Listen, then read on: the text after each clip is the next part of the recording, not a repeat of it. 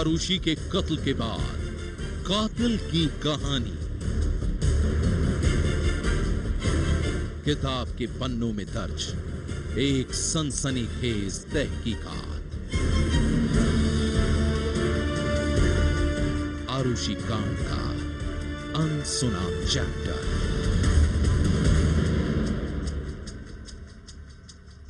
आरुषि हेमराज हत्याकांड, दोहरा कत्ल की वो कहानी जिसमें परिस्थिति जन्य साक्ष्यों के आधार पर आरुषि के मां बाप को ही अदालत ने उसका कत्ल का दोषी माना और फिर दोनों को सुना दी उम्र कैद की सजा। अदालत के फैसले के बाद आरुषि के मां बाप अब जेल में हैं और इसी बीच सामने आई है ये किताब, एक ऐसी किताब जिसमें दर्ज है आरुषि की हत्या की अनसुनी कहानी, वो कहानी जिसके खुलासे ने अब सारे शहर में फैला दी है सनसनी।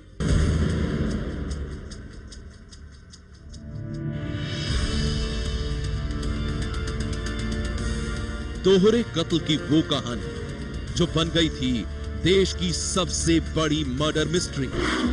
14 साल की आरुषि तलवार और उसके घर में काम करने वाले नौकर हेमराज की हत्या किसने की?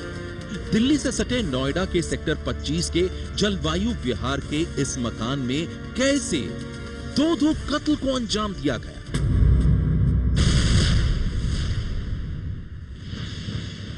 साल 2008 में 15-16 मई की दरमियानी रात के खूनी रहस्य का जब सीबीआई ने अपनी चार्जशीट में खुलासा किया तो सुनने वाले भी सन्न रह गए और फिर तमाम सबूतों और परिस्थिति जन्य साक्ष्यों के आधार पर गाजियाबाद की विशेष सीबीआई अदालत ने भी माना कि आरुषि के मां बाप ही हैं उसके कातिल। अदालत के फैसले के बाद आरुषि के पिता डॉक्टर राजेश तलवार और मां नूपुर तलवार दोनों ही अब जेल की सलाखों के पीछे हैं। जेल की चार दीवारी में दोनों उम्र कैद की सजा काट रहे हैं और इसी बीच सामने आई है एक ऐसी किताब जिसमें दर्ज आरुषि की हत्या की कहानी ने हर किसी को चौंका दिया है। आरुषि के कत्ल के बाद कातिल की कहानी। किताब के पन्नों में दर्ज एक सनसनीखेज तहकीकात। आरुषि कांड का अनसुना चैप्टर।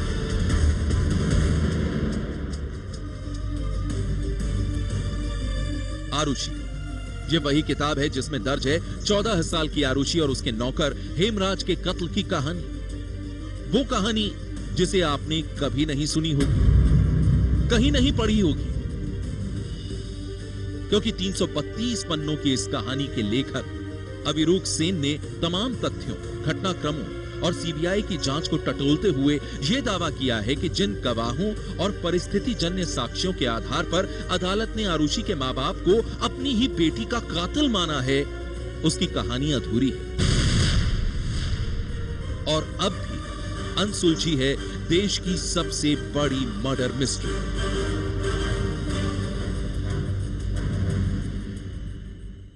देश की सबसे चर्चित मर्डर मिस्ट्रीज में से एक आरुषि हेमराज हत्याकांड मामले में गाजियाबाद की सेशंस कोर्ट ने फैसला सुना दिया। आरुषि के माता पिता डॉक्टर राजेश और नूपुर तलवार को दोषी ठहराया गया, उम्र कैद की सजा दी गई। लेकिन उसके बाद से सवाल जरूर खड़ा हो रहा है कि क्या इस हत्याकांड का, इस दोहरे हत्याकांड का, जिसको देश की सबसे बड़ी मर्डर मिस्ट्रीज में से एक कहा गया, उसका सच सामने आ गया? क्या वो मर्डर मिस्ट्री सॉल्व हो गई? हालांकि इस पर बहस चल रही है, लेकिन इस बीच में एक किताब सामने आई है आरुषि, जो कि लिखी है अविरूक सेन ने। अविरूक हमारे साथ मौजूद है, इनसे बातचीत करते हैं कि आखिर इस किताब में है क्या। अविरूक, आपने एक किताब लिखी, करीबन 1.5 साल पहले जजमेंट आया था, किताब आपने लिखी, क्या जजमेंट में या इस किताब में इस बात का जवाब है कि आरुषि मर्डर मिस्ट्री सॉल्व हो गई है या नहीं हुई है? स्टेटस क्या है उसका? देखिए, मेरे हिसाब से एक मर्डर मिस्ट्री में दो चीज़ बहुत अहम होती है। एक है मर्डर वेपन और दूसरा मोटिव। इस केस में और ट्रायल में जो कहा गया है, जितना एविडेंस आया है, उससे ये दो चीज़ें क्लियर नहीं है। तो आपका सवाल का जवाब है ना, मतलब अभी तक क्लियर नहीं है कि किसने ये मर्डर किया है। पत्रकार अविरुक सेन के मुताबिक आरुषि और हेमराज के कत्ल के बाद जब सीबीआई ने अपनी तहकीकात शुरू की तो उसने कई ऐसे महत्वपूर्ण पहलुओं और सबूतों पर ध्यान नहीं दिया जिसकी जांच पूरे केस की दिशा और दशा बदल सकती थी। और इस किताब में उसी अधूरी तहकीकात की पूरी कहानी है। देखिए, कई सारे एविडेंसेस थी जो ट्रायल में नहीं आई, पर इसका मतलब ये नहीं कि वो घटनाएं या वो डॉक्यूमेंट्स एग्जिस्ट नहीं करता। जैसे कि सर्वेंट्स का नार्को एनालिसिस रिपोर्ट, ये एडमिसिबल नहीं था तो नहीं आया। इस किताब में जो है, मैं ये नहीं कह रहा हूँ किसी ने कि सर्वेंट्स ने किया ये मर्डर, मैं सिर्फ इतना कह रहा हूँ कि आप एक पॉसिबिलिटी एंटरटेन कीजिए कम से कम कि उस रात वहाँ पे सिर्फ 4 लोग नहीं थे। It is possible that there were more people there, और इसके इंडिकेशंस हमारे किताब में है। काफ़ी सारे एविडेंस हैं जो मैंने निकाला है फ्रॉम फाइल्स, ऑफिशियल एविडेंस, जिसमें ये इंडिकेट करता है कि वहाँ पे 4 लोग नहीं थे, ज़्यादा लोग थे। पत्रकार अविरुक सेन ने अपनी किताब में आरुषि हत्याकांड की पड़ताल करते हुए दावा किया है कि उसकी कहानी सीबीआई की जांच पर कई सवाल करती है। आरुषि और हेमराज के कत्ल के मामले में सीबीआई ने कोर्ट के सामने हत्या की जो कहानी पेश की थी, उसके मुताबिक 15 मई 2008 की रात डॉक्टर राजेश तलवार फ्लैट नंबर L32 के अपने कमरे में थे। वो अपना कुछ काम निपटा रहे थे। तभी रात करीब 12 बजे राजेश तलवार को अपने ही फ्लैट के दूसरे कमरे से कोई आवाज सुनाई दी।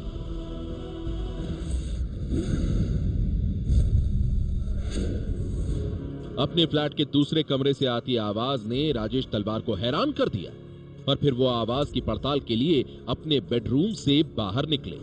सबसे पहले वो अपने नौकर हेमराज के कमरे में पहुंचे, लेकिन हेमराज अपने कमरे में नहीं था। तभी राजेश तलवार की नजर हेमराज के कमरे में रखी 2 गोल्फ स्टिक्स पर पड़ी। राजेश तलवार ने एक गोल्फ स्टिक उठा ली।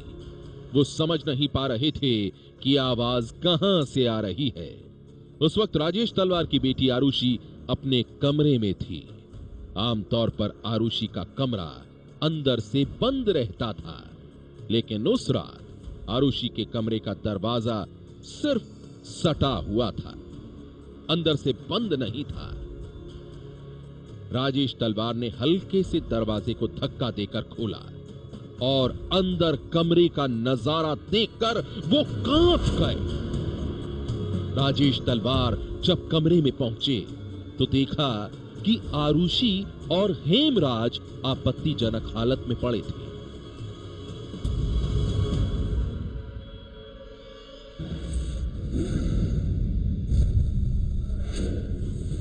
सीबीआई के जांच अधिकारी ने कोर्ट के सामने जो कहानी पेश की थी, उसके मुताबिक अपने नौकर हेमराज और बेटी आरुषि को आपत्तिजनक हालत में देखकर डॉक्टर राजेश तलवार गुस्से से बौखला उठे। उन्होंने अपनी गोल्फ स्टिक से हेमराज के सिर पर वार कर दिया। राजेश तलवार ने लगे हाथ गोल्फ स्टिक से हेमराज पर दूसरा हमला भी किया, लेकिन अचानक हेमराज का सिर हिल गया और गोल्फ स्टिक आरुषि के माथे पर जा लगी।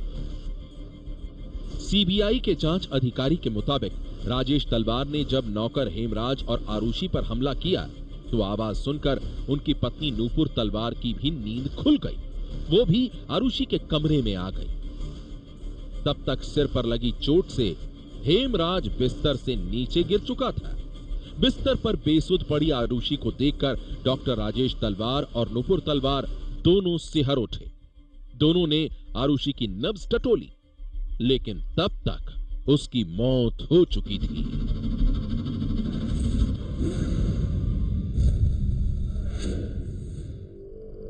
सीबीआई ने कोर्ट को बताया कि आरुषि की मौत के बाद राजेश और नूपुर तलवार दोनों घबरा गए। उन्होंने अब तक जो किया वो अचानक और गुस्से में हुआ था, लेकिन आरुषि की मौत के बाद तलवार दंपत्ति ने जो किया वो सोच समझकर किया। दोनों ने बेहोश पड़े हेमराज को भी जान से मारने की योजना बनाई। और इसके लिए राजेश और नूपुर तलवार ने हेमराज को एक चादर में लपेटा और उसे घसीट कर कमरे से बाहर लाए। फिर छत पर जाने वाली सीढ़ियों से घसीट कर ऊपर ले गए। सीबीआई ने कोर्ट के सामने देश की सबसे बड़ी मर्डर मिस्ट्री में अपनी जांच के बाद जो बताया था, उसके मुताबिक डॉक्टर राजेश तलवार और नूपुर तलवार ने हेमराज को छत पर ले जाकर सर्जिकल ब्लेड से उसका गला चीर दिया। इसके बाद उन्होंने आरुषि के गले को भी सर्जिकल ब्लेड से काटा, ठीक उसी तरह से जैसे हेमराज का गला काटा था, ताकि आरुषि और हेमराज के जख्म एक जैसे दिखाई दे। लेकिन अपनी किताब में तमाम सबूतों की पड़ताल करते हुए पत्रकार अविरुक सेन ने यह दावा किया है कि सीबीआई ने अपनी जांच में फॉरेंसिक रिपोर्ट और मामले में संदिग्ध नौकरों के नार्को टेस्ट की अनदेखी की, उन सबूतों की अनदेखी की जो मामले की तह तक पहुंचने के लिए एक अहम कड़ी साबित हो सकते थे। देखिए, फोरेंसिक एविडेंस या जो भी है, अगर ऐसा कुछ है नहीं फर्स्ट ऑफ ऑल, और नार्को रिपोर्ट में जो नरेशंस जो है सर्वेंट्स का, नार्को रिपोर्ट एडमिसिबल नहीं है कोर्ट में, ये हम सब जानते हैं। पर नार्को के बेसिस पे जो क्लूज मिलते हैं, जो एविडेंस कलेक्ट होता है, वो एडमिसिबल है, ये बड़ा क्लियर है। और ये लाइन ऑफ इन्वेस्टिगेशन ही नहीं परस्यू किया गया है। इसका कारण सीबीआई ही बता पाएगा कि क्यों नहीं हुआ। So the possibility certainly opens up once you have the circumstances of the narco and the activities of the servants of that night. The possibility opens up. This possibility was not considered. जज साहब का या ये trial court का assumption ये है कि 4 का 4 ही थे और कोई हो ही नहीं सकता। मैं सिर्फ इतना कह रहा हूं कि consider the possibility. That's all. That possibility was never considered in this case. And that is why I think wrongly, in a case of circumstantial evidence, the burden of proof was shifted. अविरुक Sen के मुताबिक उनकी ये किताब सिर्फ आरुषि हत्याकांड की जांच और मुकदमे के बारे में नहीं है, बल्कि ये उससे परे जाते हुए भारत में न्याय प्रक्रिया की भी बारीकी से पड़ताल करती है। यहां हम आपको ये भी बता दें कि गाजियाबाद की विशेष सीबीआई अदालत के न्यायाधीश श्याम लाल ने 25 नवंबर 2013 को आरुषि के पिता डॉक्टर राजेश तलवार और मां नूपुर तलवार को अपनी बेटी के कत्ल का दोषी ठहराते हुए उम्र कैद की सजा सुनाई थी। अविरुक सेन का दावा है कि जो फैसला 25 नवंबर को सुनाया गया, उसकी रूपरेखा बचाव पक्ष की अंतिम जिरह से पहले ही तैयार कर ली गई थी और इसे जज साहब ने अपने बेटे आशुतोष की मदद से तैयार किया था। अविरुक सेन का दावा है कि इस बात का खुलासा खुद जज साहब के बेटे आशुतोष ने उनके सामने किया था। वैसे तो ये साफ पॉइंट है कि फाइनल आर्ग्यूमेंट शुरू होने के पहले से जज साहब के बेटे ने जजमेंट टाइप करना शुरू कर दिया था, after having found what he called good words for the judgment. आप अगर जजमेंट इंग्लिश में पढ़ोगे तो उसमें काफ़ी सारे वर्ड्स ऐसे हैं जो नॉर्मल अंग्रेजी में हम लोग मतलब यूज़ कर ही नहीं पाते हैं, क्योंकि हमारे शायद उनको उतना ज्ञान नहीं है अंग्रेजी का। तो ये सब चीज़ें हैं। अविरुक सेन के मुताबिक आरुषि हेमराज दोहरे हत्याकांड मामले में विशेष सीबीआई न्यायाधीश को अंग्रेजी में टाइप करने वाले स्टेनोग्राफर को ढूंढने में परेशानी हुई और इसलिए उन्होंने अपने वकील बेटे से फैसले के कुछ शुरुआती पृष्ठों को टाइप करवाया था और ये बात किसी को भी चौंका सकती है। एक चीज तो मेरे को बड़ा अजीब लगा, एक चीज कि मैं ये नहीं कह रहा हूँ कि ये सही है या गलत है, मेरे को अजीब लगता है कि एक मर्डर ट्रायल का जजमेंट कोई जज साहब का बेटा उसके लिए वर्ड्स चुन रहा है या लिख रहा है, और ये एडमिटेड फैक्ट है हमारे इंटरव्यू में। ये किसने बोला है आपसे? जज साहब के बेटे ने। अविरुक सेन के मुताबिक आरुषि हेमराज हत्याकांड की जांच कर रहे जांचकर्ताओं का कहना था कि तलवार दंपत्ति के घर में बाहर से कोई नहीं आया था और ये काम घर के ही किसी सदस्य का है। लेकिन इसके साथ ही उन्होंने ये भी कहा था कि उनके पास ऐसा कोई सबूत नहीं है जिसके आधार पर तलवार दंपत्ति को दोषी ठहराया जा सके। किसी निष्कर्ष पर नहीं पहुंचने की वजह से ही सीबीआई ने इस मामले में अदालत के सामने क्लोजर रिपोर्ट भी दाखिल की थी, लेकिन उस क्लोजर रिपोर्ट को ही अदालत ने चार्जशीट में बदल दिया। अदालत ने आरोपियों और बचाव पक्ष के वकील की इस दलील को भी नहीं माना कि तलवार दंपत्ति को रात में बगल के कमरे में हुई दोहरी हत्याओं की भनक नहीं लगी थी, और फिर परिस्थिति जन्य साक्ष्यों के आधार पर आरुषि के मां बाप को कातिल ठहराते हुए अदालत ने उन्हें सुना दी उम्र कैद की सजा। दोहरा कत्ल की एक सनसनीखेज वारदात की पड़ताल करती पत्रकार अविरूक सेन की एक किताब 3 हिस्सों में। किताब के पहले भाग में हत्या से जुड़ी जांच की कहानी है, दूसरे भाग में कोर्ट में चली सुनवाई की कहानी और तीसरे भाग में है जेल में बंद तलवार दंपत्ति की जिंदगी की कहानी, उनके दर्द की कहानी। पत्रकार अविरुक सेन के मुताबिक अपनी ही बेटी का कातिल बनकर डॉक्टर राजेश तलवार और उनकी पत्नी नूपुर तलवार जब जेल पहुंची तो उनकी दुनिया पूरी तरह से उजड़ चुकी थी। वो टूट गए थे और फिर अपने दर्द की इस दास्तान को डॉक्टर राजेश तलवार ने डायरी में लिखना शुरू कर दिया। दर्द की वो कहानी भी अविरुक सेन की इस किताब में दर्ज है। अविरुक सेन के मुताबिक डॉक्टर तलवार ने 25 नवंबर 2013 को जेल में अपनी डायरी लिखनी शुरू की थी। इस डायरी में राजेश ने पहले दिन के जेल अनुभव से लेकर कई मार्मिक बातें लिखी हैं। 3 दिसंबर 2013 को डॉक्टर तलवार ने लिखा था, पता नहीं हमारे साथ ये सब कुछ कैसे हो गया। अगर मेरी नींद खुल जाती तो मैं अपनी आरू को बचा लेता, उसके बगैर कैसे जीऊंगा। इसी तरह 18 दिसंबर 2013 को डॉक्टर तलवार ने लिखा, यह हमारी शादी का 25वां साल है और 19 जनवरी को हम 25 वर्ष का जश्न मनाएंगे। क्या कभी किसी ने सोचा होगा कि शादी की 25वीं साल की रह पर हम कहां होंगे। यहाँ अरू नहीं, घर नहीं, क्लिनिक नहीं, पैसा नहीं, हम जेल में उस जुर्म के लिए पड़े हैं जो हमने किया ही नहीं। जेल में बंद डॉक्टर राजेश तलवार ने अपनी डायरी में दर्द की जो कहानी लिखी है वो कहानी भी अविरुक की किताब का हिस्सा बन चुकी है। अविरुक का दावा है कि यह किताब मुकदमे से जुड़ी कार्यवाही, मामले से जुड़े लोगों के साक्षात्कार पर आधारित है और देश की न्याय प्रक्रिया की गहराई से पड़ताल करती है। अविरुक सेन की किताब में आरुषि की हत्या के बाद कैसे जांच आगे बढ़ी, भले ही फैसला आ गया लेकिन अभी भी काफी सारे सच अनसुलझे हैं।